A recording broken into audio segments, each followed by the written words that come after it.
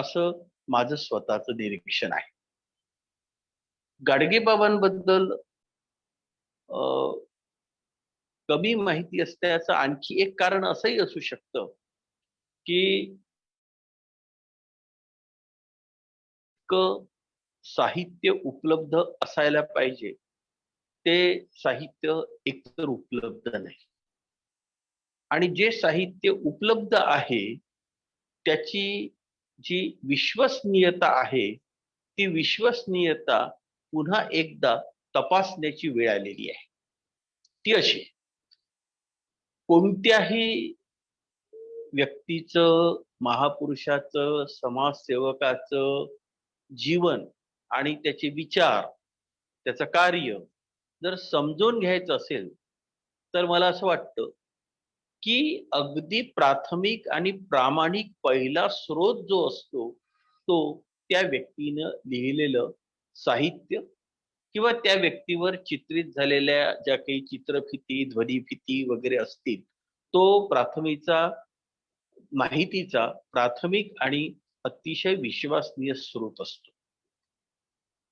या दृष्टीनं काय बघायला मिळतं, तर गाडगेबाबांचं एक अखेरचं कीर्तन जे मुंबईच्या वांद्रे पोलीस स्टेशनच्या आवारामध्ये झालेलं होतं, ते अखेरचं कीर्तन हे ध्वनिमुद्रित झालेलं आहे आणि ते अखेरचं कीर्तन हाच गाडगेबाबांच्या विचारांचा एकमेव अस्सल आणि प्रामाणिक पुरावा म्हणून आज आपल्याकडे उपलब्ध आहे.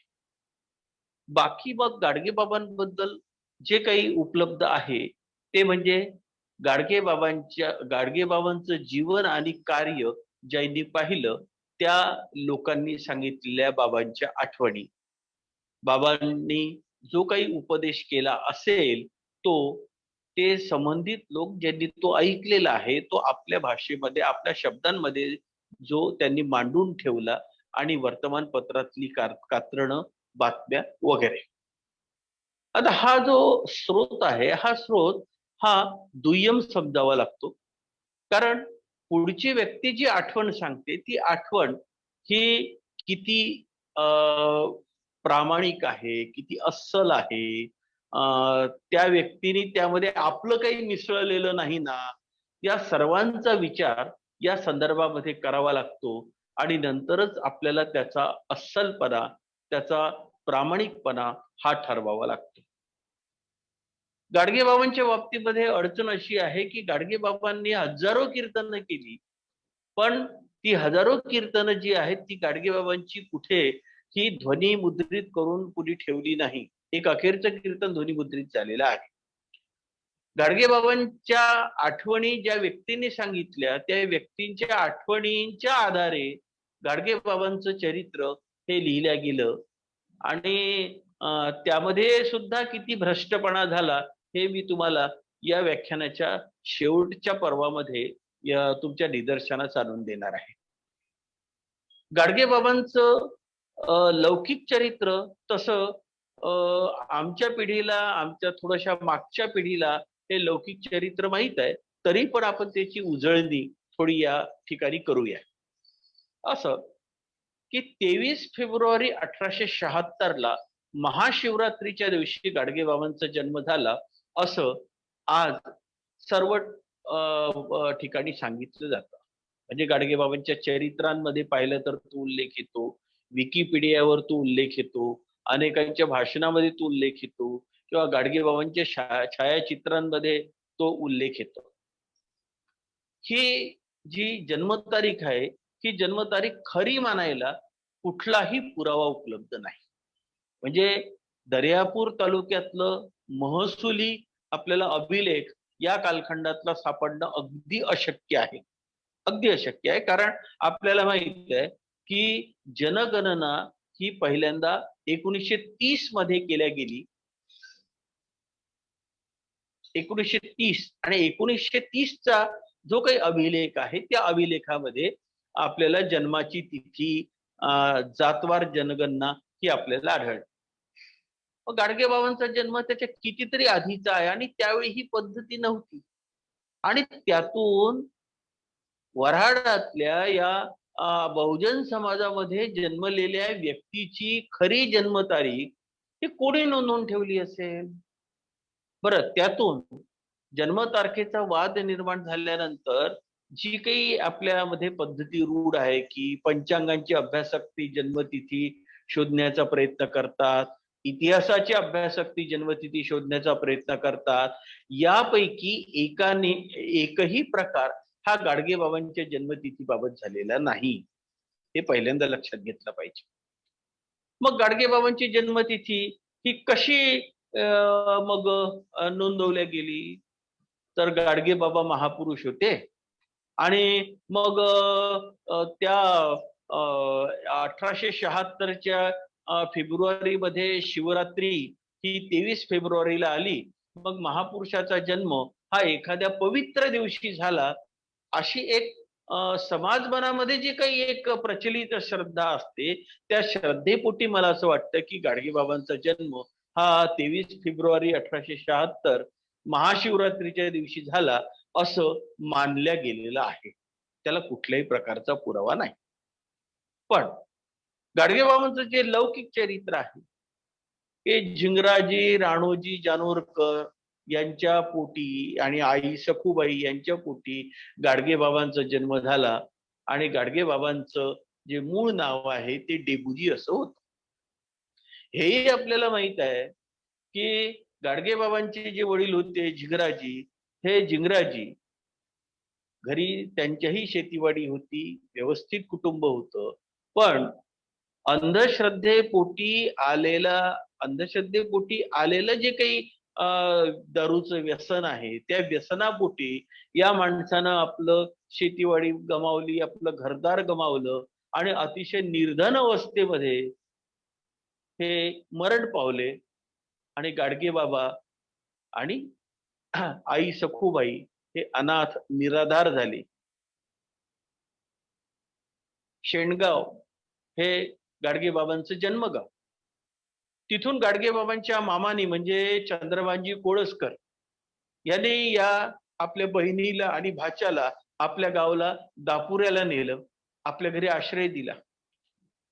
आता घरी शेतीवाडी नाही, आडवं तास नाही, वडिलाचं छत्र हरवलेलं असे हा डेबूजी आणि आई सखूबाई यांनी हे ओळखलं, की आपल्याला आता मामाच्या आश्रयानं जगायचं आहे, तर या ठिकाणी आपण काही काम केलं तरच या ठिकाणी गोड राहू. म्हणून सखूबाईंनी त्या कुटुंबामध्ये प्रचंड कष्ट उपसले.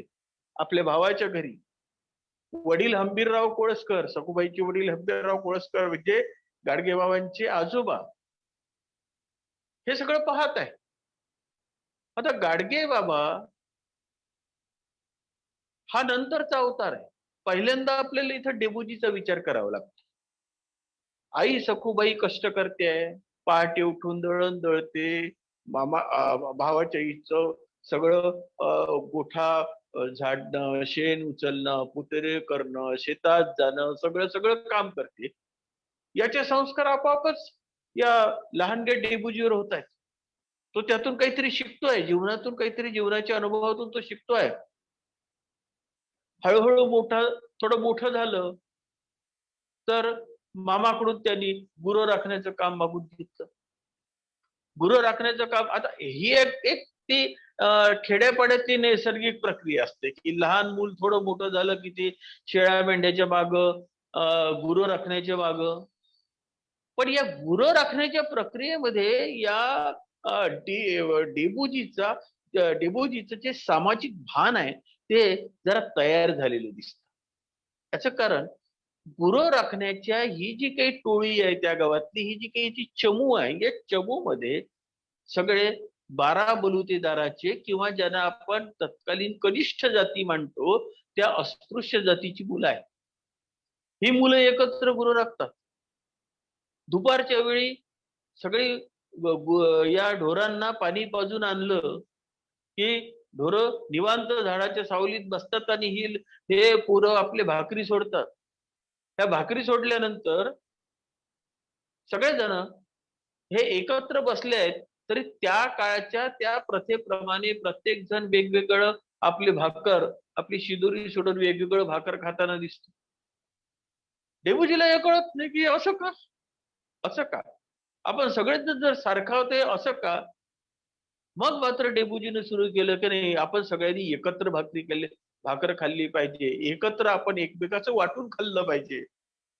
हे वाटून खाण्याची प्रक्रिया पहिल्यांदा इथं सुरू झाली आणि ही बातमी ही मामा चंद्रभान पर्यंत पोहोचली किंवा हा जात पाठवतो, हा अस्पृश्याच्या शिदोरीतली शिदोरी खातो, आपली शिदोरी त्यांना देतो, त्याची शिदोरी आपण खातो. मामा चंद्रभान ती मानसिकता, तो रागावला. पण डेबुजीने हे बंद केलं नाही. कारण डेबुजी हे पाहत होता की बा एकाच नदीच्या एकाच डोहात आपण सगळेजण उड्या मारतो, त्या डोहामध्ये आपण पोहणं शिकतो. हे जर असेल, ते डोहाचं पाणी जर एकच असेल, तर हे भाकरीमध्ये याच्यात काय लागलेलं आहे. आणि याच ठिकाणी मला वाटतं की डेबुजी मधल्या एका सामाजिक कार्यकर्त्याची सुरुवात झाली. किंवा डेबुजी तिथले आवाज, मुळातच एक नैसर्गिक उपजत आवाजाला गोडवा लाभलेला, एक नैसर्गिक काहीतरी उपजत प्रबोधनाची एक उर्मी ही नैसर्गिक होती. त्या नैसर्गिक उर्मीतून त्या नदीच्या पात्रातले दोन दगड घ्यायचे, गोल गुळगुळीत झालेले, आणि ते दोन गुळगुळीत दगड असे वाजवत वाजवत भजनं गायला लागायचं.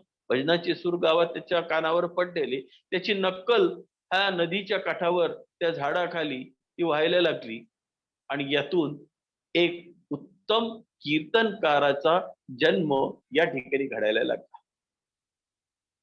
मध्ये या मुलांनी गावातून धान्य गोळा केलं. त्या धान्याचा इथं नदीच्या काठावर भंडारा केला आणि त्या भंडारामध्ये डेबुजीने आग्रह धरला की एकत्र पंगत बसली पाहिजे, इथं जातीपातीचा वेगळा आग्रह धरता कामा नये. गावाला ते त्यावेळेस पटलं नाही, पटणारही नव्हतं, कारण ती परिस्थिती, तो कालखंड जर आपण लक्षात घेतला. पण प्रयत्न मात्र या ठिकाणी जरूर केलेला आपल्याला आढळून येतो. प्रयत्न केला. या डेबुजीचं पुढे रूपांतर आपल्याला दिसतं की हे गुरंढोरं राखता राखता डेबुजी उत्तम पट्टीचं पोहणं शिकला. एक. दुसरं, ही मुलं फावल्या वेळामध्ये नदीच्या त्या वाळवंटामध्ये कुस्त्या करायची, कुस्त्या खेळायची. त्या कुस्तीमधून डेबुजीचं शरीर अतिशय बलदंड व्हायला मदत झालेली आहे, जे पुढं त्यांच्या आयुष्यामध्ये कामी आलेलं आहे. हळूहळू डेबुजीचं वय वाढलं. वय वाढल्यानंतर मामाने त्यांना तिथून मोकळं केलं आणि शेतीच्या कामामध्ये जुंपलं. एक वेळा शेतकऱ्याच्या जीवनामध्ये माणूस हा शेतीच्या कामामध्ये गुंतणं, नांगरकरी होणं म्हणजे तो त्याचा एक मोठा सन्मान, त्याच्या जीवनातली एक महत्वाची पदवी त्याला मिळाली असं म्हटलं जायचं. शेतीच्या कष्टातही, शेतीच्या कामातही डेबुजी हा कधीच मागं राहिलेला नाही. म्हणजे असं म्हणतात किंवा अतिशय सरळ तास कोणी काढायचं तर ते डेबुजीनं. लोक त्याच्याकडे शिकायला येत होते, इतकं सरळ तास कसं काढतो. एकूण चांगलं चाललेलं होतं. जरीही डेबुजीच्या मालकीची काहीही शेतजमीन नव्हती, घरदार नव्हतं, तरी मामाच्या घरी डेबुजी हा सुखीच होता, सुखी होता. मामाने डेबुजीचं लग्न करून दिलं. ठीक आहे, घरदार नाही, शेतीवाडी नाही, म्हणून कुणी मुलगी द्यायला तयार नव्हतं. पण मामाजींनी ते व्यवस्थित, चंद्रभान मामानी ते व्यवस्थित जुळून आणलं. डेबुजीचं लग्न झालं. डेबुजीचं लग्न झालं, पहिली मुलगी झाली. अथवा इथंच आपल्याला त्या विचाराची खोली आपल्याला आढळते की त्या काळच्या बहुजन समाज, विशेषतः कनिष्ठ बहुजन समाजामध्ये ज्या रूढी होत्या की लग्न झालं तरी मांसाहार आणि दारू, जन्म झाला तरी मांसाहार आणि दारू, डेबुजीला मुलगी झाली. आता मामा चंद्रभान, आजोबा हंबीरराव या सर्वांनी घाट घातला. मांसाहाराचं जेवण आणि त्याच्याबरोबर दारू आली, मद्य आलं. डेबुजींनी चक्क नकार दिला. माझ्या मुलीच्या या बारशामध्ये कुठल्याही प्रकारे मांसाहारी जेवण होणार नाही. गोडाची पंगत करा. गोडाची पंगत वाढली. लोक आले पाहिले इथं गोड आहे. अरे हे काय पद्धत झाली का? गोडाची पंगत, आम्ही जेवत नाही. सरळ सांगितलं, जेवायचं जेवा, नाही जेवायचं निघा. निघा. ज्यांना जेवायचं होतं ते जेवायला बसले. आज दुर्दैवानं त्या मुलीचा अंत झाला वर्षानंतर. किंवा सगळे लोकच नव्हे तर कुटुंबातले लोक किंवा अगदी घरातल्या व्यक्ती सुद्धा असं म्हणायला लागल्या की यांनी तो नवस फेडला नाही म्हणून मृत्यू झाला. पण डेबूजी या ठिकाणी डगमगले नाही. जीवनातल्या एका गोष्टीची संगती लावली तर काही गोष्टी आपल्या लक्षात येतात त्यांच्या जीवनातल्या. नाही डगमगले. आता इकडे काय झालं? डेबूजीचं लग्न झालं. डेबूजीच्या लग्नानंतर चंद्रभान मामांनी आपल्या मुलाचं बळीरामचं लग्न केलं. आणखी मामाच्या 2 मुलींचे लग्न झाले. हे 4 लग्न. त्यात मामांनी मातीचं घर पाडून विटांचं घर बांधायला सुरुवात केली. यामध्ये खर्च फार वाढला. आणि मामांचा संबंध हा सावंगी दुर्गड्याच्या तिडके सावकाराशी, सावंगी दुर्गवाडा तिडके सावकाराशी संबंध. आता तिडके सावकार मोठा गोड बोले. त्याने पाहिलं की चंद्रभानजी भरपूर शेतीवाडी असलेला माणूस आहे. समाजामध्ये याची किंमत आहे. बरं, गंमत म्हणजे कसं की हे चंद्रभान मामा हे जरा लोकांच्या अशा अटीत येणारे. लोकांनी यांना चढवून द्यावं. चला बा, आम्हाला कर्ज पाहिजे. सावकाराकडे तुम्ही शब्द टाकला तर सावकार कधीच नाही म्हणत नाही. चालले चंद्रभान मामा त्याला घेऊन सावकाराकडे. स्वतःचा शब्द खर्च करायचा. सावकार सांगायचं, वा वा वा चंद्रभानजी तुम्ही आले आणि तुम्ही जर समोरच्या व्यक्तीचं तुम्ही जामीन राहता, मला काय हरकत आहे. तो कर्ज द्यायचा. जामीन चंद्रभान मामा. जामीन चंद्रभान मामाची जमीन. या सगळ्या परिस्थितीमध्ये असं घडलं सगळं की चंद्रभान मामाची अख्खी पूर्णच्या पूर्ण जमीन गहाण पडली. पूर्ण जमीन. आणि तो सावकार. एक दिवस त्यानं काढला हिशेब. चंद्रभान मामाला सांगितलं की तुमची सगळी जमीन आपल्याकडे गहाण आहे. आता बघा काय करायचं ते. मोठ्या गोड भाषेमध्ये त्यांनी सांगितलं. गोड भाषेमध्ये. चंद्रभान मामा तर हातपायच गळले. ही गोष्ट जेव्हा डेबूजीला समजली तेव्हा डेबूजीने धीर दिला की काही हरकत नाही, आपण कष्ट करू, उत्पन्न काढू, घरचा खर्च कमी करू, पण हे सगळंच्या सगळं सावकाराचं दिन आपण फिटवल्याशिवाय राहणार नाही. आणि त्या दिवशीपासून डेबूजीने घरातल्या व्यवहारावर पूर्ण नियंत्रण मिळवलं. खर्च अत्यंत कमी केले. सावकाराचं देणं द्यायला सुरुवात केली. पण चंद्रभान मामांनी जी हाय खाल्ली, चंद्रभान मामा आजारी पडली. चंद्रभान मामा आणि चंद्रभान मामांनी देह ठेवला. त्या संपूर्ण घरावर एक आभाळ कोसळलं. आभाळ. चंद्रभान मामाच्या निधनानंतर सावकारांना पाश आणखी चावळले. एक शेत होतं नदीच्या काठी. ते त्या सावकाराचं होतं. ते सावकारानं चंद्रभान मामाच्या गळ्यात मारलं होतं. खरं तर गळ्यात. त्याचं कारण होतं ते शेत असं उंच सखल, मधूनच नाल्या पडलेल्या, नाली पडलेले अशा प्रकारचं ते, म्हणजे ज्याला आपण सातबाऱ्यावर पोट खराब म्हणतो ना, पोट खराब सातबाऱ्यावर, असं पोट खराब असलेलं ते शेत. ते मामाच्या गळ्यात मारलेलं. पण त्याची काही लिखापडी केलेली नाही. जेव्हा डेबूजीच्या ताब्यात हे शेत आलं तेव्हा डेबूजीनं ते शेत प्रचंड परिश्रम करून एकदम छान समतल केलं. त्याच्यामध्ये चांगलं पीक यायला लागलं. आणि सावकाराचा पहिल्या डोळा त्या शेतावर गेला. जो संघर्ष झाला ना सावकारामध्ये आणि डेबूजीमध्ये, तो संघर्ष त्या शेतामध्ये झालेला आहे. तो संघर्ष. ते शेत सावकार ताब्यात घेतो असा निरोप डेबूजीला आला. डेबूजी सकाळी आपलं औत घेऊन त्या शेतामध्ये शिरला. सावकार घोड्यावर बसून आला, चार बलदंड माणसं तो सोबत घेऊन आला आणि त्यानं सांगितलं डेबूजी, निघ शेतातून, शेत माय. डेबूजीने सांगितलं, हे शेत तुझं नाही आहे, हे शेत माय मामानं घेतलं, त्याचे पैसे चुकवलेलं आहे. हिंमत असन तर शेतात पाय टाक. ते गुंड, ते बलदंड माणसं डेबूजीवर चालून आले. पण ते मी सांगितलं की डेबूजीनं त्या नदीच्या वाळवंटामध्ये धडे घेतलेले होते कुस्तीचे, ते कामी आले इथं डेबूजीच्या. डेबूजी तर म्हणजे जीवावर उदार झालेला होता. त्यानं त्या चारही गुंडाला लोळवलं. सावकारानं जसं आपलं घोडं परत फिरवलं, रट्टा तर सावकारावरच मारला होता, पण तो चुकला आणि घोड्याच्या पुठ्यावर बसला. जे घोडं उधळलं ते थांबलंच नाही. सगळ्या शिवारात बातमी पसरली की डेबूजीनं सावकाराला पळवून लावलं. आता सावकाराला चिंता पडली की अशी बातमी जर पसरत गेली तर लोक हे आपल्याला मानणार नाही, आपला वचक कमी होईल. म्हणून मग त्याने मध्यस्थान कडून संधान मानलं आजोबा हंबीरराव सोबत. त्या हंबीररावाला दागदापट्य केला. त्याला सांगितलं की सावकार डेबूजीला पोलिसात देईल, पण डेबूजीला शिक्षा होईल, डेबूजी आतमध्ये जाईल. आणि परस्पर हंबीरराव आणि चंद्रभान मामाचा मुलगा बळीराम यांच्याकडून सावकारानं जवळजवळ 2/3 जमीन ही आपल्या घशात घातली.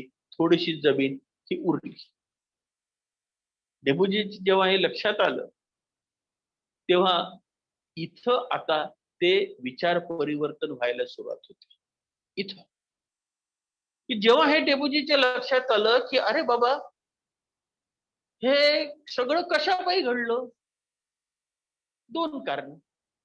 एक म्हणजे आपला सगळा समाज, आपला म्हणजे इथं जातीवाचक असा अर्थ घेऊ नये. एकूणच पूर्ण समाज हा पूर्णपणे निरक्षर आहे. त्याला लिहिता वाचता येत नाही. सावकार जे म्हणून ते खरं. आणि दुसरं, हा प्रचंड रूढीग्रस्ततेमध्ये गुरफटलेला आहे. आणि सगळं कर्ज जे होतं ते कर्ज त्यांच्या सूक्ष्म निरीक्षणातून लक्षात आलं डेबूजींच्या की हे कर्ज हे पूर्णपणे आपल्या ज्या रूढी प्रथा परंपरा आहे या परंपरेमुळे होतं आणि ते वाढत जात. जोपर्यंत हे बंद करणार नाही तोपर्यंत हा समाज आहे या अवस्थेतून मुक्त होणार नाही. पण आपल्या मामानं कशापायी गमावलं एवढं चांगलं समृद्ध कुटुंब, हे कसं उद्ध्वस्त झालं. इथून चिंतन सुरू आहे. पण यामुळं काही संसारातून डेबूजींनी लक्ष काढलेलं नाही. त्यानंतर डेबूजींना 2 कन्या झाल्या, एक पुत्र गोविंदा नावाचा तो झाला. पण चिंतन सुरू आहे. आणि याच काळामध्ये असं दिसतं की याच काळामध्ये डेबूजींनी हळूहळू ज्याला आपण समाजसेवा म्हणतोय ती समाजसेवा आपोआपच त्यांच्या हातून सुरू झालेली. आपोआप जे कोणी बाई गवताचा भारा, म्हातारी बाई गवताचा भारा घेऊन येते आहे, त्या भाऱ्यानं ती कंबर वाकली आहे, तिचा भारा आपल्या डोक्यावर घ्यायचा, तिच्या घरी नेऊन टाकायचा. एखादं जनावर, ढोर, पाळीव जनावर, हे मूक जनावर म्हातारा झालेलं आहे, थकलेलं आहे, बसलेलं आहे, त्याला पाणी दे, त्याच्यासमोर हिरवं गवत नेऊन टाक. आणि चिंतन चाल, चिंतन चाल. लक्षात घ्या, मी एक लेख मी लिहिला होता की गौतम बुद्ध आणि गाडगे बाबा. मला सातत्यानं असं जाणवलं की कुठंतरी या दोघांचं एक आंतरिक नातं आहे. जे 3 सत्य जेव्हा गौतम बुद्धांच्या नजरेला पडले तेव्हा त्यांनी आयुष्याचं चिंतन सुरू केलं. हेच चिंतन गाडगेबाबांनी केलेलं दिसतं की बाबा आपण हे सगळं करतोय, हे आपल्या कुटुंबासाठी करतोय, पण हा जो मोठा समाज आहे, हा समाज ज्या रूढी परंपरामुळं ज्या अंधश्रद्धेमुळं, शिक्षणामुळं हे सगळं भोगतो आहे, याचं काय? याला कोण जागं करणार?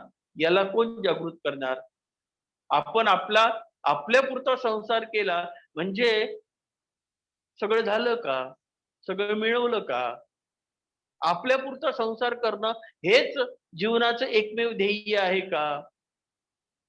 आणि या चिंतनातून हे चिंतन जेव्हा पूर्ण झालं, तेव्हा मला असं वाटतं, की हे चिंतन पूर्ण झाल्यानंतर गाडगेबाबांनी गृहत्याग करण्याचा निर्णय घेतला. म्हणजे अ, बघा, सिद्धार्थाने गृहत्याग केला तेव्हा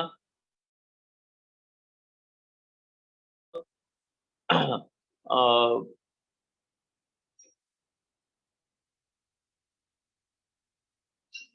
कुटुंब होतं, अत्यंत सुखी होतं. राहुल हा सुंदर मुलगा त्याला होता. गाडगेबाबांचंही कुटुंब होतं. गाडगेबाबांचंही कुटुंब होतं. 2 मुली, 1 मुलगा. पण दोघांनी मला असं वाटतं, की समान कारणासाठी गृहत्याग केला. तो म्हणजे विश्वाची चिंता. विश्वाची चिंता. विश्व हे आनंदी कसं होईल? उरागिरींची एक सुंदर कविता मी एकटा निघालो अशी आहे. ती बुद्धाच्या सिद्धार्थाच्या गृहत्यागावर घोटाळले नदीचे पायात मूक पाणी डोळ्यात वाट त्याला देऊन मी निघालो. झोपेत हसणाऱ्या चुंबून राहुलाशी माझ्या यशोधरेला सोडून मी निघालो. तसंच गाडगेबाबांचं झालं.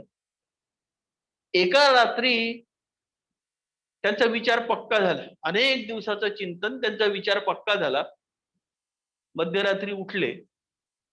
अंगावरचे जे अत्यंत स्वच्छ चांगले कपडे होते, ते त्यांनी त्याचा त्याग केला. जुनी झालेली वस्त्र अंगावर चढवली. अंगणामध्ये गाडगं पडलं होतं, ते गाडगं घेऊन डोक्यावर ठेवलं. एक काठी उचलली आणि घराबाहेर पडले. पुन्हा कधीही त्यांनी मागे वळून पाहिलं नाही. मागे वळून पाहिलं नाही. झोपेत हसणाऱ्या चुंबून राहुलाशी माझ्या यशोधरेला सोडून मी निघालो. सिद्धार्थाची जी अवस्था तीच गाडगेबाबाची अवस्था. आता या ठिकाणी अनेक चरित्रकारांनी एक प्रसंग नोंदवलेला आहे, की गाडगेबाबा शेतामध्ये होते. एक जटा वाढवलेले साधू त्यांच्याकडे आले. त्या साधूंनी गाडगेबाबांना उपदेश केला. म्हणून गाडगेबाबा घरातून बाहेर पडले. पूर्ण आयुष्यामध्ये गाडगेबाबांनी या घटनेचा उल्लेख केव्हाही केलेला नाही, कुठेही केलेला नाही. त्याचा काही पुरावा उपलब्ध नाही. त्यामुळं ही घटना म्हणजे अशा प्रकारचं काहीतरी महापुरुषांच्या जीवनामध्ये काही चमत्कृती पूर्ण प्रसंग आणून महात्म्य वाढवण्याचं जी काही एक मानसिकता चरित्रकारांमध्ये असते, हे त्याचं उदाहरण मला दिसतं. म्हणजे तुकाराम महाराजांच्या बाबतीमध्ये बाबाजी चैतन्य हे प्रकरण जसं आहे, तेही मला म्हणजे अभ्यास करताना ते काही मला पटत नाही. व्यक्तिगतरित्या मी तर सांगतो, की ते मला पटत नाही. तसं गाडगेबाबांच्या जीवनामध्ये असं काही घडलं, असं मला व्यक्तिशः वाटत नाही. हा चिंतनाचा आविष्कार होता. आत्मशोध. जो सिद्धार्थाला झाला, जो तुकोबांना झाला, तो तुकोबांना त्या भंडाऱ्याच्या डोंगरावर वृक्षवल्ली आम्हा सोयरी वनचरे पक्षीही सुस्वरे आळविती येणे सुखे रुचे एकांताचा वास नाही गुणदोष अंगा येत पृथ्वी आसन आकाश मंडप येथे रमे माझे मन क्रीडा करी पंचमहाभूतांच्या सान्निध्यामध्ये तुकोबांना जो जीवनाचा साक्षात्कार झाला तो चिंतनातून झाला. तसं मला असं वाटतं, की गाडगेबाबांना झालेला जो साक्षात्कार आहे, तो साक्षात्कार गाडगेबाबांना चिंतनातून झाला आणि तो समाजाच्या चिंतनातून झाला. त्यानंतर म्हटलं जातं, की गाडगेबाबा भ्रमंतीवर निघाले. 12 वर्ष भ्रमंती केली. आता हा 12 वर्ष हा आकडा आपल्या संस्कृतीमध्ये इतका सामान्य झालेला आहे, की कुठलीही गोष्ट सांगायची झाली तर 12 वर्ष नक्की सांगता येत नाही. पण गाडगे बाबांनी देशभर भ्रमंती केली आणि देशभर पहिल्यांदा हा समाज कसा आहे, त्याचे नेमके दुखणे काय आहे, हे दुखणे कशातून उद्भवतात हे समजून घेण्यामध्ये गाडगे बाबांनी नंतरचा जो जो भाग आहे तो आपल्याला नंतरचा जो भाग आहे तो नंतरचा भाग हा जीवनाचा त्यामध्ये घालवलेला आपल्याला दिसून येतो. काय आहे यातले प्रसंग? त्या गाडगे बाबांच्या भ्रमंतीमध्ये रेल्वेच्या डब्यामध्ये चढायचं आणि प्रवास करायचा. तिकीट नाहीच. संडासाच्या दाराशी बसून प्रवास करायचा. तिकीट तपासणीस आला त्यांनी पकडलं. काय करेल? जास्तीत जास्त 2 थोबाडीत मारेल, उतरून देईल. उतरायचं काही न बोलता. पुन्हा मागचे 2 डबे सोडून जायचं आणि आतमध्ये जाऊन बसायचं किंवा पुढची गाडी पकडायची. कोणी विचारलंच की काय तुमचा अपमान झाला, 2 थोबाडीत मारल्या. 2 थोबाडीत मारल्या पण त्याच्यामुळे 100 मैल प्रवास झाला ना. काही फार खर्च पडला नाही. किंवा एखाद्या शेतकऱ्याचं एखाद्या शेतात ज्वारीची सोंगणी चालू आहे. जाऊन बाजार उभं राहायचं. त्या शेतकऱ्याला म्हणायचं 5 पाचुंदे द्या हो, 1 पाचुंदा द्या ना हो. 1 पाचुंदा म्हणजे 5 पेंड्याची एक 5 पेंड्या एकत्र केल्या तर 1 पाचुंदा. 1 पाचुंदा द्या ना हो. अरे फुकटचा आला का 1 पाचुंदा? मग 5 द्या. 5 पाचुंदे द्या. हो रे, भल्ला दिसतो राजा तू. बेशरम 5 पाचुंदे मागतो. अरे थोडेसे कष्ट कर, मग माग. मग द्या ना मग. त्याच्या हातचा विडा घ्यायचा आणि सप्प सप्प सप्प सप्प जेवढे बाकीचे लोक काम करतात त्याचे दुप्पट काम करायचं. त्या शेतकऱ्यानं अरे बाबा बसणं राजा लय झालं ना, लय झालं बसणं तो थोडा चल भाकर खाऊ. हो आलोच हातपाय धुवून. विडा तिथं ठेवायचा, हातपाय धुवून आलो म्हणायचं आणि तिथून निघून जायचं. तिथून किंवा एखाद्या विहिरीवर जायचं. भाऊ पाणी पाजताना अरे राजा तिथं ते बादली आहे, दोर आहे, पाणी काढ. ते मले कायले मागून राहिला? बरं बरं बरं बरं. बादली विहिरीत सोडायची, भरून अर्ध्यात काढायची आणि मागं उडून त्या शेतकऱ्याला विचारायचं का हे आता आपल्याला उल्लेख करता येत नाही पण अस्पृश्याचीच विहीर आहे ना. त्याला वाटायचं अरे बाय बाटवली विहीर यार काना कोण दिसते ह्या अवलिया गोसाई. त्यानं रपो रपो काहीतरी एखादी काठी घ्यायची, गाडगे बाबाच्या पाठीवर सपासप वार करायचे. गाडगे बाबा हसायचे. बादली काढत काढत विचारायचे, नाही सहज विचारलं, मी काही अस्पृश्य नाही काही, मी दुसऱ्या जातीचा आहे. अस्पृश्यातलीच सांगायची दुसरी जात. म्हणजे उदाहरणार्थ मी मातंग आहे. पुन्हा पाठीवर रट्टे. हा काय वेडेपणा होता का? दर्यापूरच्या बाजूला सांगळूर नावाचं गाव आहे. इथला पाटील परिवार हा अतिशय म्हणजे खानदानी असा मोठा समजला जातो. तिथं गेले एकदा, वाड्यात दारात उभं राहिले. भाकर वाढो माय. 2दा भाकर वाढो माय. आतून मोलकरीण आली. तिनं रात्रीची शिळी भाजी भाकर आणून गडग्यात टाकली. आता सणाचा दिवस होता.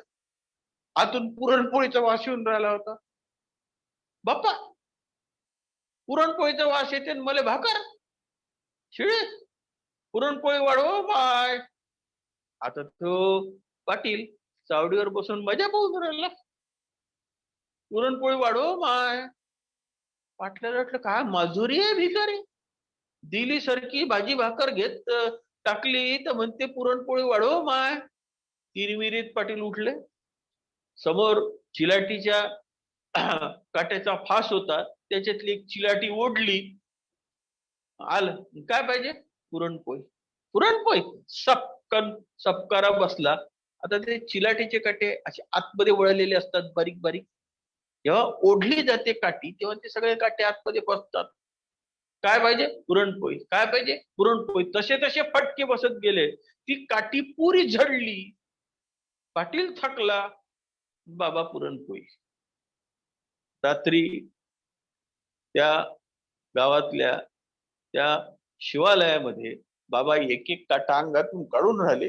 घेन्न काय पाहिजे? पुरणपोळी घे. लेका पुरणपोळी घे.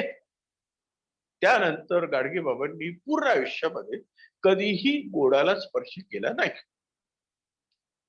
हा काय वेडेपणा होता का? हा वेडेपणा आहे का? नाही. इथं गाडगे बाबा जीवनाच्या प्रत्येक अनुभवाला समोर जाऊन त्यावर विजय मिळवण्याचा प्रयत्न करतात. विजय मिळवण्याचा म्हणजे पुन्हा कधीही लोभ होऊ नये. लोभ होऊ नये. गोड पदार्थ किंवा सुग्रास अन्न खाण्याचा लोभ होऊ नये म्हणून हा प्रसंग. किंवा अस्पृश्याला काय वेदना सहन कराव्या लागतात. वेदना आणि सहवेदना यामध्ये मोठा फरक असतो. सहवेदना ह्या आपण अनुभवू शकतो, पण वेदना हे ज्याच्या त्यालाच अनुभवाव्या लागतात. अस्पृश्याच्या काय वेदना असतात, हे वेदना अनुभवण्यासाठी तो विहिरीच्या पाणी काढण्याचा प्रसंग. रसनेवर विजय मिळवला पाहिजे. ही रसना, ही जिव्हा लौल्य, ही रसना ही खड्ड्यात घालते. ही गाडगे बाबा कोणत्याही गावामध्ये जायचे, पहिले हाती खराटा, घमेलं, पावडं, नाल्या साफ करायच्या, गाव साफ करायचं आणि रात्रीचं कीर्तन, मग रात्री डोक्यातला कचरा साफ करायचा. पण गाव साफ झाल्यानंतरच 5 घरी भिक्षा मागायची. त्या गाडग्यामध्ये भिक्षा मागायची आणि ती सगळी ती जी भिक्षा आहे ती एकत्र कालवून ती ग्रहण करायची. म्हणजे रसना, चव, कुणाच्या घरच्या अन्नाची चव चांगली आहे, कुणाची जरा बरी होते असं जाणवायला नको.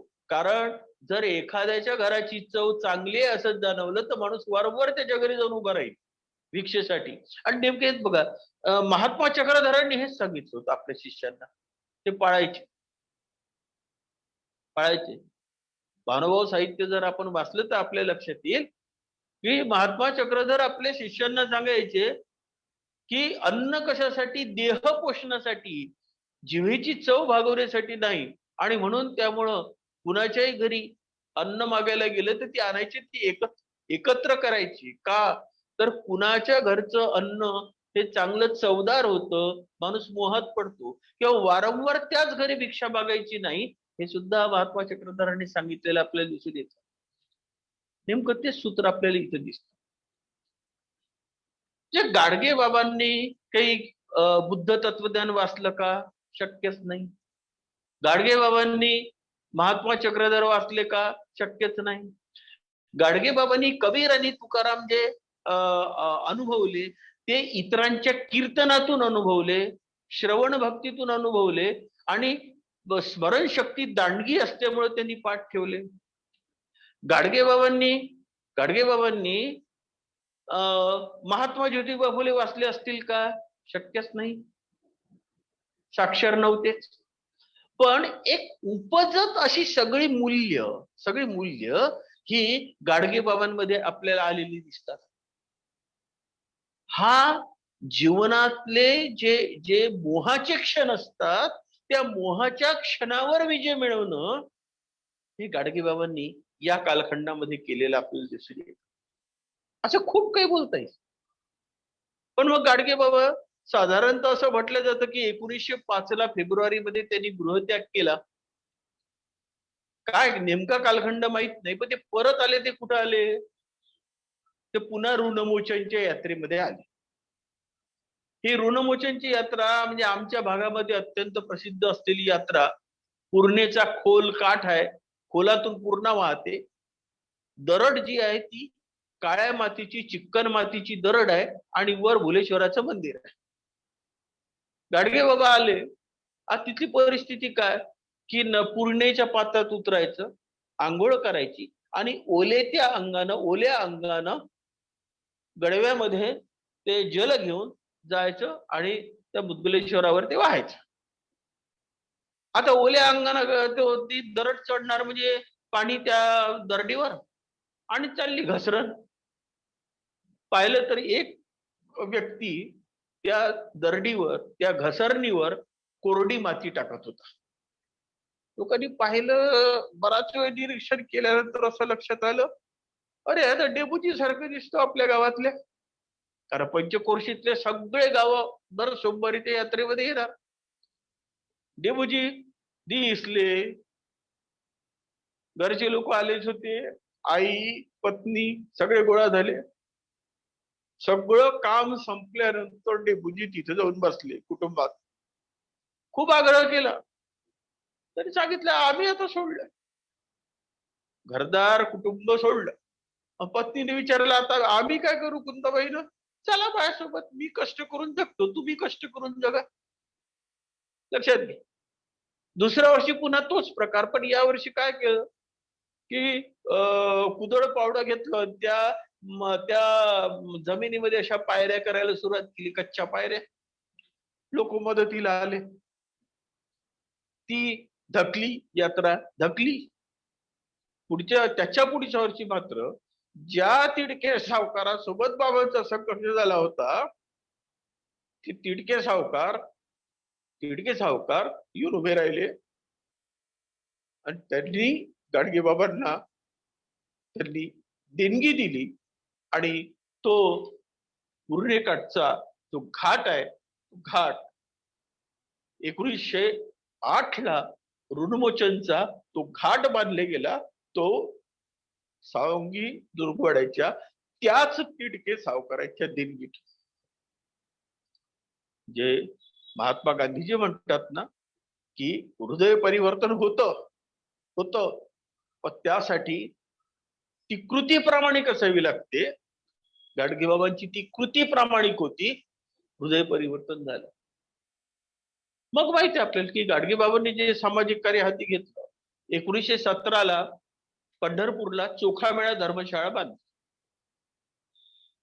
गाडगे बाबांचं स्वतःच, हे जर गाडगे बाबांचं आपण विचार काळजीपूर्वक आपण अध्ययन केलं तर असं लक्षात येतं की गाडगे बाबांचा मूर्तीपूजेला संपूर्ण विरोध आहे, तीर्थाटनाला संपूर्ण विरोध आहे. आणि तरीही गाडगे बाबांनी पंढरपूरला धर्मशाळा का बांधली? तर लोक असे असतात की आपण कितीही सांगितलं तरी त्यांच्यामध्ये इतकं एकाएकी परिवर्तन होणं शक्य नसतं. परिवर्तन ही अतिशय प्रदीर्घ काळ चालणारी प्रक्रिया आहे, एकाएकी होत नसतं. आणि संपूर्ण समाजाचं एकाच वेळी कधी प्रबोधन होत नसतं. तेवढं समाज मानसशास्त्र गाडगे बाबांना माहित आहे.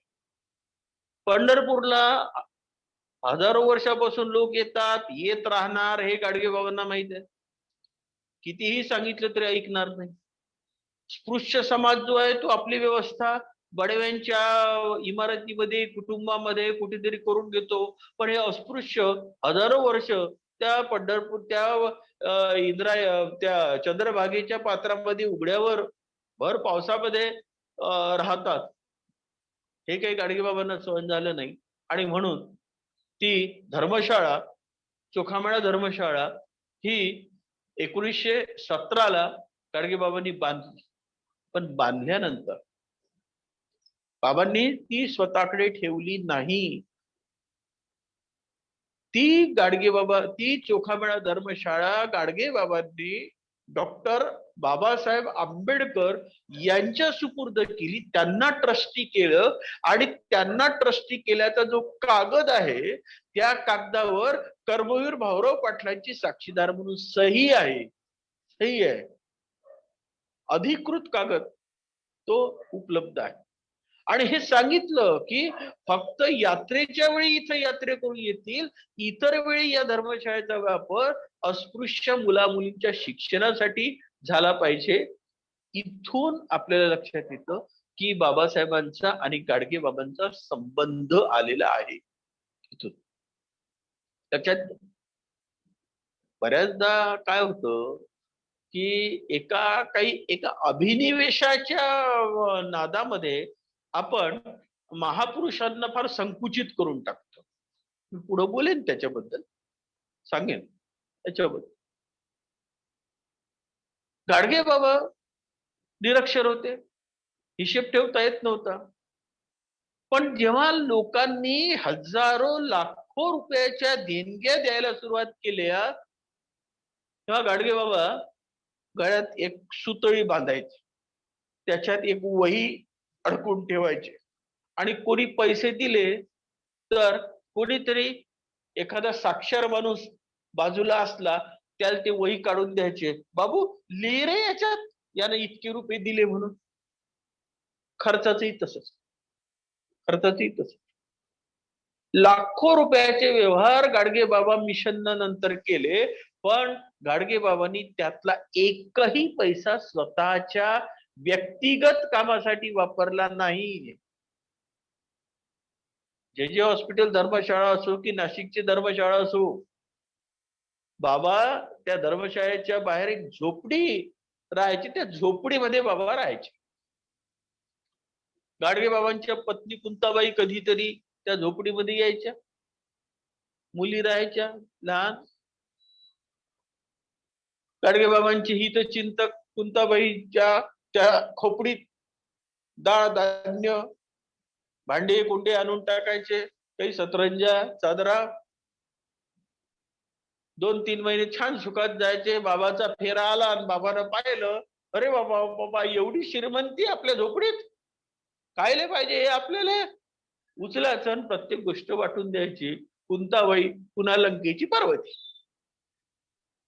स्पष्टपणे लिहून ठेवलेलं आहे, स्पष्टपणे की मी कुणाचा गुरु नाही, कुणी माझा शिष्य नाही आणि गाडगे बाबा मिशनच्या या संपत्तीमध्ये माया कुटुंबातल्या कुणाचाही वाटा नाही.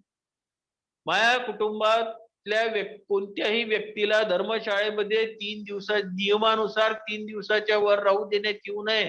3 दिवसाच्या वर राहिलं तर त्याला हात धरून बाहेर काढायचं आणि भाडं घेतल्याशिवाय कुणालाही राहू द्यायचं नाही. हे झाले व्यक्तिगत निस्पृह. आता आपण वळू की गाडगे बाबांची नेमकी धर्मसंकल्पना काय. मला असं वाटतं की गाडगे बाबा हे नकळतपणे बुद्ध आणि जाणीवपूर्वक कबीर आणि तुकारामाच्या तत्वज्ञानावर चालणारे सत्पुरुष होते. मी माझ्या पुस्तकाला संत गाडगे बाबा असं नाव दिलेलं नाही, मी कर्मयोगी गाडगे बाबा असं नाव दिलेलं आहे. थोडं विषयांतर होईल पण मला ते सांगितलं पाहिजे की ती पुस्तकाची निर्मिती कशी. त्यावेळी मी वर्ध्याला यशवंत महाविद्यालय वर्धा या ठिकाणी शिकवत होतो आणि 20 डिसेंबर ही गाडगे बाबांचा स्मृती दिन, त्यानिमित्त मी दैनिक लोकमत मध्ये नागपूरमध्ये एक लेख लिहिलेला होता आणि 20 डिसेंबरला तो प्रकाशित झाला. 22-23 डिसेंबरला नारायण सुर्वे यांना मी माझ्या इथं वर्ध्याला व्याख्यानासाठी बोलावलं होतं, ते आले. त्यांनी तो लेख वाचल्यानंतर मला त्यांनी विचारलं की आम्हाला गाडगे बाबांवर एक पुस्तक लोकवाङ्मयासाठी लिहून दे. आता मी अत्यंत लेखनाच्या बाबतीमध्ये आळशी माणूस, मी हो हो करत गेलो, पण जेव्हा त्यांचा खूप आग्रह पत्राद्वारे झाला तेव्हा मी ते लिहिलं आणि बाळ पक्क न करता कच्च त्यांच्या हाती दिलं. ते सगळं पक्क नारायण सुर्वे यांनी केलं आणि ती पुस्तक प्रकाशित झालं. म्हणजे माझा संबंध एवढाच, बाकी सर्व काम हे माझा वाङ्मयीन बाप असलेल्या नारायण सुर्वे यांनी केलं. आश्चर्य म्हणजे कल्पनाही नव्हती, पण आज त्या पुस्तकाच्या जवळजवळ 1 लाख प्रती तरी निघाल्या असतील. तर 30,000 प्रती बार्टीने घेतल्या, 20,000 प्रती महाराष्ट्र शासनाने घेतल्या आणि बाकीच्या प्रती ह्या दर 6 महिन्यांनी एक आवृत्ती निघते बाजारामध्ये जाते. म्हणजे खरं सांगतो, माझे युक्तीचा नोहे हा प्रकार, मज त्या नारायणे बोलविले. त्या नारायणानं जर बोलविलं नसतं हे पुस्तक आलं नसतं. पण त्यानिमित्तानं गाडगे बाबांबद्दल एक चिंतन करायला मिळालं, हा त्यातला महत्वाचा भाग. गाडगे बाबांची ईश्वर संकल्पना काय आहे. अगदी तुकोबांसारखी गाडगेबाबांची ईश्वर संकल्पना आहे. बुडती हे जन न देखवे डोळा येतो कळवळा म्हणूनी, ही जी तुकारामांची ईश्वर संकल्पना आहे, गाडगेबाबांनी ती कृतीतून उतरवलेली आहे. काय म्हणतात बाबा? तीर्थ नाही तीर्थी धोंडा पाणी, देव रोकडा सज्जनी. हे तुकारामाचं वचन हे गाडगेबाबांनी केंद्रस्थानी ठेवलं. केंद्रस्थानी अखेरचं कीर्तन गाडगेबाबांचं आपण ऐका. तुकारामाने कबीर यांचा मुक्त वापर त्यांनी केलेला आहे. देव देव करता शिनलय माझे मन, पाणी आणि पाषाण जेथे ते. काय आहे तीर्थामध्ये? पाणी आणि पाषाण. लगेच कबीर घेतात. जत्रा में फतरा बिठाया तीरथ बनाया पाणी, दुनिया भई दिवानी पैसे की दुल्हानी. तीर्थात देव नाही, तीर्थात देव नाही. तिथं भटजीची एक लयन आहे. तांब्यात ते पाणी घेतात, दोनाने चमचा दोनाने चमचा दोनाने चमचा. तीर्थात देव नाही. देव कुठं आहे? देव जनता जनार्दनाच्या सेवेत आहे. काय परखड कीर्तन आहे हो ते. मला तर आता असं वाटतं की या आजच्या कालखंडामध्ये गाडगेबाबांनी जर असं कीर्तन केलं असतं तर ते समकालीन वातावरणामध्ये पटलं असतं का, की गाडगेबाबांवरच खटले दाखल झाले असते. सांगता येत नाही. काय स्पष्ट म्हणतात ते. काय देव तुमचा? देवळात गेले, मंडळी आली, देवळात गेले, दिवा लावा दिवा लावा, मंडळी आली मंडळी आली, दिवा लावला तेव्हा देव दिसला. मग कोण श्रेष्ठ आहे? दिवा मोठा का देव मोठा? तुमच्या देवाला धोतर नेसता येते का? त्याला धोतर नेसून द्यावं लागतं. तुमच्या देवाच्या समोर निवत ठेवला, कुत्रा आलं, निवत खायला लागलं, कुत्र हाकलता येते का? अरे ज्याला कुत्र हाकलता येते त्याला देव म्हणतात. इतके स्पष्ट आणि परखड विचार, इतके स्पष्ट. तीर्थाला विरोध, मूर्ती पूजेला विरोध, उपास तापास नवस सायास. नवस सायास तुकोबाचाच पुरावा घेतला. नवस केल्यानं जर लेकरं झाले असतील तर मग लग्न कशाला करावं लागलं असतं? तुकोबाचाच पुरावा घेतला. तुकोबाचा. नवसे कन्या पुत्र होती तर का करणेला गावापती. मग बाबा इतकं परखड सत्यनारायणाबद्दल. सत्यनारायण लोभी लोकाचा देव आहे. सत्यनारायण देवाची भक्ती नाही. सत्यनारायण करणाऱ्या बुवाला म्हणा की कायले 2-2.5 रुपयामध्ये इथं सत्यनारायण करतं. समुद्राच्या किनाऱ्यावर चाल, 2.5 लाख रुपये घे. दुसऱ्या महायुद्धात 50-50 कोटी रुपयाच्या बोटी बुडाल्या. सत्यनारायण कर, एक एक बोट वर आण. सत्यनारायण कोण करतो? लोभी लोकाचा देव. म्हणजे एका बाजूने बघा पहा तुकाराम बुवा सारखंच झालं. हे एका बाजूने वैदिक व्यवस्थेवर हल्ला करतात आणि दुसऱ्या बाजूने ही जे काही अवैदिक हिंस्त्र परंपरा आहे त्याच्यावर हल्ला करतात. का माय बोकड पोसला, लहानपणापासून मोठा केला, लेकरासारखं त्याला पोसलं आणि आता त्याला कापून खात. नाकात नथ घालून मसाला वाटत, नथ हलते तेव्हा नाही वाटत. लेकरासारखं बोकड कापून खात तेव्हा नाही लाज वाटत. हे धोबी माळी कोष्टी चांभार कुंभार मराठे हे कोण मागे राहिले? मुंबईत भाटे बामण गुजराती मारवाडी तुपासंग खातात आणि यायच्या घरी विचारलं काय केलं? कोल्ह्याचं. साली हे बाबांचं वाक्य आहे. झाले जन्मात यायच्या मागून कोल्ह्याचं सुटत नाही. ते तुपासंग खातात. हे कोण मागे राहिले? यायच्या घरी नाही विद्या.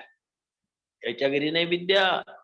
बाबासाहेबाला जर त्यांच्या वडिलांनी शिकवलं नसतं ते असेच राहिले असते. आज त्यानं भारताची घटना लिहिली. घटना म्हणजे गाडगेबाबांच्या दृष्टीनं देव कोण आहे? महात्मा गांधी चले जाओ म्हटलं, इंग्रजांना बस्तान गुंडाळावं लागलं. मग काय? महात्मा गांधी की जय म्हणा. बाबासाहेब आंबेडकर की जय म्हणा. की गाडगे बाबांच्या समोर आहे कोण बघा. तर विचार केला तर आपल्या लक्षात येतं की कोण आहे गाडगे बाबांच्या समोरचं देवत्व कोण आहे. माणसात देवत्व शोधतात. एका बाजूनं तुकाराम बुवांसारखं वैदिक परंपरेवर हल्ला करतात, त्याच वेळी ते अवैदिक परंपरा म्हणजे बहुजन समाजामध्ये जे काही दुष्ट रूढी प्रथा परंपरा आहे आणि त्याच्यासाठी जीव पण हल्ला होता. आमच्या अमरावती जिल्ह्यामध्ये बहिरमची यात्रा ही अतिशय प्रसिद्ध आणि मोठी यात्रा आहे. एकेकाळी या बहिरम बुवाच्या त्या शिखरावर बोकडे बळी दिले जायचे. त्याचं रक्त त्या पूर्ण टेकडीवरून वाहत वाहत वाहत वाहत खालपर्यंत पोहोचायचं असं म्हणतात. गाडगेबाबा तिथे गेले आणि सांगितलं. असे प्रकार 2-3 ठिकाणी झाल्याचा पुरावा आहे की गाडगेबाबा त्या यात्रेमध्ये जायचे, आडवे पडायचे आणि मला कापा मग बोकडाला कापा, पहिले मला कापा. अनेक ठिकाणच्या ह्या पशुहत्या ह्या गाडगेबाबांनी बंद केल्या. कारण या पशुहत्येच्या पाठीमाग एक तर हिंसा आता हे होतच, हिंसा हे कारण होतं, पण त्याच्या मागचं अर्थकारण ते पशु, त्याची किंमत, त्याच्यानंतर त्याला शिजवायला लागणारा खर्च आणि 10 लोक त्याच्यानंतर 100 लोकांची ती पंगत, त्याच्यासोबत आलेलं मद्य, हे एकूण जर अर्थकारण पाहिलं तर भिकेला लागण्याचीच पाळी ना. हे सगळं गाडगेबाबांनी नीटपणे समजून घेतलं, नीटपणे. म्हणून गाडगेबाबांचा ईश्वर हा तीर्थात नाही, तो मूर्तीत नाही, तो कर्मकांडामध्ये नाही, तो विधीमध्ये नाही, तर गाडगेबाबांचा ईश्वर जो आहे तो संपूर्णपणे माणसात आहे, माणसामध्ये आहे. देव पाहावयासी गेलो, देव होऊन ठेवलो. मीच देव झालो. कसा झालो? तर माणसामध्ये ईश्वर. ज्या 10 कमांडमेंट्स, गाडगेबाबांचे 10 आज्ञा आहेत, पाहणं किती साधे आहे. मला कोणत्याही धर्मानं इतक्या साध्या साध्या अपेक्षा व्यक्त केलेल्या मला आढळल्या नाही. धर्माच्या अपेक्षा फार पारलौकिक असतात. इथं गाडगेबाबांच्या अपेक्षा ज्या आहेत त्या पूर्णपणे लौकिक असलेल्या आपल्याला दिसून येतात. पूर्ण लौकिक. भुकेल्यांना अन्न, तहानलेल्या पाणी. किती साधा आहे, किती अंमलात आणू शकतो, किती सहजपणे अंमलात आणू शकतो. तहानलेल्याला पाणी. अरे आपण मार्च एप्रिल मे महिन्यामध्ये पाखरांना पाणी ठेवतो, त्यांच्यासाठी दाणे ठेवतो, भुकेलेल्या अन्न. आणि आज तर या या कोविडच्या या महामारीच्या काळामध्ये ज्या पद्धतीनं समाजातला एक वर्ग जगण्यासाठी संघर्ष करताना दिसतो आहे, जगण्यासाठी संघर्ष करताना दिसतो आहे, त्यामध्ये तर गाडगेबाबांच्या आज्ञा ह्या अधिकच आपल्याला म्हणजे अंमलात आणल्या पाहिजे असं वाटतं. परवा एक 4 लेकरं आली आणि ते प्रत्येकाच्या भाजी पोळी देव माय, भाजी पोळी देव माय. मी दिल्यानंतर ते म्हणे चपला आहे का? होत्या चपला. कपडे होते. पण मी मग त्याला सहज बसवलं आणि विचारलं की तुमचे आई वडील काय करतात? तर त्यांचे आई वडील हे ठेकेदाराकडे खोदकाम करणारे मजूर, खोदकाम करणारे किंवा शारीरिक कष्ट करणारे, पण कामच बंद पडलेलं, काम बंद पडलेलं.